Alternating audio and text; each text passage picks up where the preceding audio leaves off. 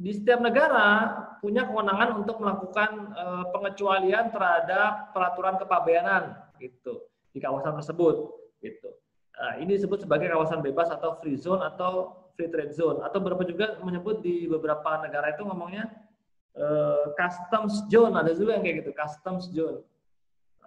Dia ada pengecualian terhadap peraturan kepabeanan di daerah tersebut. Nah, di Indonesia kita nyebutnya sebagai kawasan bebas.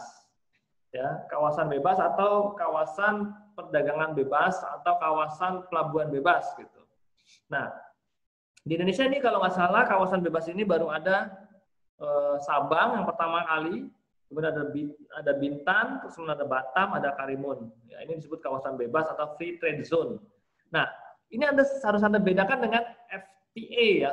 Kalau FTZ itu free trade zone, jadi kawasan tertentu di Indonesia yang mendapatkan fasilitas pembebasan biaya masuk. Tapi kalau FTA free trade agreement itu beda lagi ya. Nanti kita bahas tentang free trade agreement. Tapi sedikit saya sampaikan bahwa FTZ itu bukan FTA.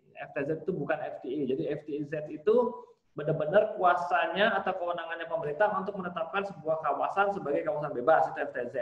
Tapi kalau FTA itu perjanjian dari nggak cuma satu negara, tapi dia harus bekerja sama dengan negara lain kalau FTA.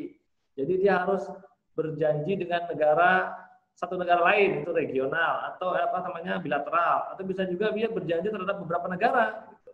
Regional, misalnya ASEAN dengan negara lain, nah itu namanya FTA atau Free Trade Agreement gitu ya.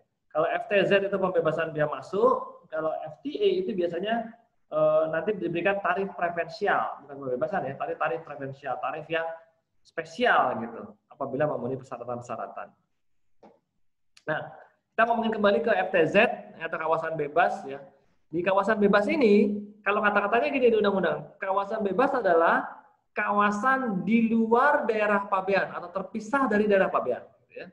Wilayah hukum NKRI, jadi di bawahnya NKRI, di dalamnya NKRI, tapi terpisah dari daerah pabean gitu. Saya pernah beberapa kali diminta penjelasan di pengadilan tentang daerah FTZ ini. Apa maksudnya terpisah dari daerah pabean itu? Sebetulnya terpisah dari pabean itu bukan benar-benar dia tidak berlaku undang-undang kepabeanan. Gitu. Kalau terpisah dari pabean berarti kan tidak berlaku undang-undang kepabeanan, seharusnya kan gitu ya. Tapi terpisahnya hanya terhadap pembebasan pengenaan biaya masuk, PPN, PPNBM, dan cukai.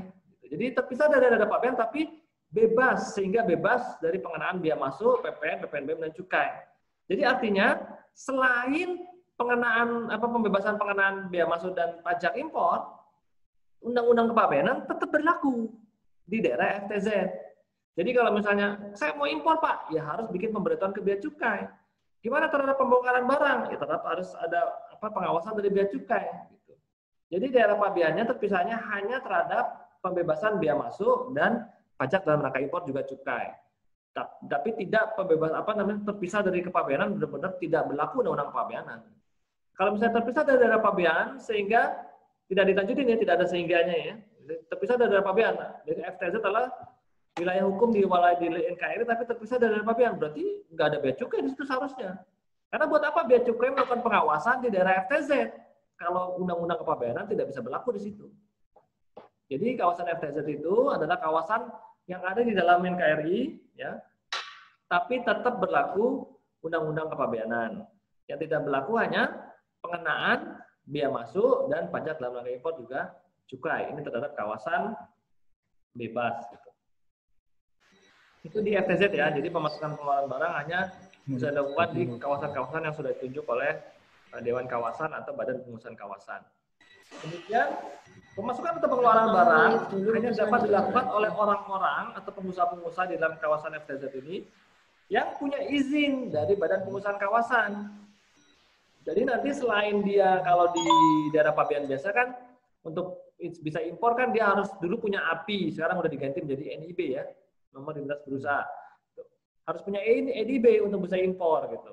Nah kalau di kawasan FTZ selain punya NIB dia juga harus punya izin lain dari Badan Pengurusan Kawasan. Jadi nanti dia harus mengajukan izin dulu ke Badan Pengurusan Kawasan kalau dia mau melakukan kegiatan pemasukan atau pengeluaran barang di kawasan FTZ. Untuk barang konsumsi nanti biasanya Untuk barang konsumsi nanti biasanya dia diberikan kuota untuk barang konsumsi. Di kawasan FTZ ya, biasanya diberikan kuota, jumlah jenisnya ditentukan, bolehnya apa aja, dan kuotanya berapa banyak. Jadi tidak boleh melebihi kuota atau di luar barang yang sudah diberikan izin untuk melakukan kegiatan impor. Tapi untuk perusahaan-perusahaan industri, biasanya nanti dia diberikan diberikan pembebasan lah, kita maksudnya tidak diberikan kuota lah untuk barang bahan baku industri.